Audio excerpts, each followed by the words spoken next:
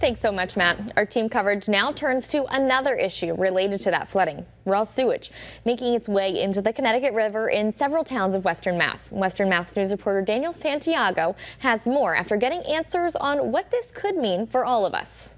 The heavy rains that have recently impacted Western Mass and continue to cause flooding-related issues for some are now bringing raw sewage and wastewater into the Connecticut River. According to the Chicopee Water Pollution Control, that is because in cities like Chicopee, Holyoke, and Springfield, pipes collecting wastewater and storm water will build together. Once rain falls heavily, the amount of water both from the storms and the sewage can back up the pipes and stop their natural flow. To prevent this from backing up into homes or city streets, the pipes are opened to allow the excess to fall into waterways, like the Connecticut River. That wastewater is known as combined sewer overflow, or CSOs. And while it is done legally with a permit, Western Mass residents are concerned about the impact this could have. The smell, yes, it is quite smelly, and about the sewer deposit, yes, I was quite concerned about that. I never heard about that before.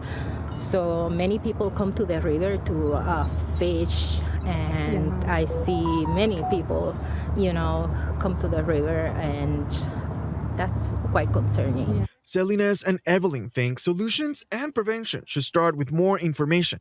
I don't know what the different cities are doing about that, or if they are supposed to do something about it. Maybe more explanation about that. Yeah, about what happened. That's really, really, really scary. Something with which Quinn Lonsack, Chicopee's water pollution control project supervisor, agrees.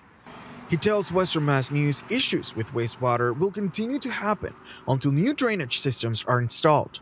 In a statement, he says in part, quote, "The reality is that with more intense storms happening due to climate change, wastewater systems can only handle so much.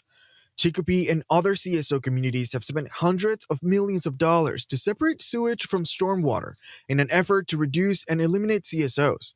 Even still, they remain a reality." Some land areas that could also be affected by raw sewage because of the recent flooding and could even see some overflows are West Springfield, Long Meadow, Agawam, and Springfield. Reporting for Western Mass News, I'm Daniel Santiago.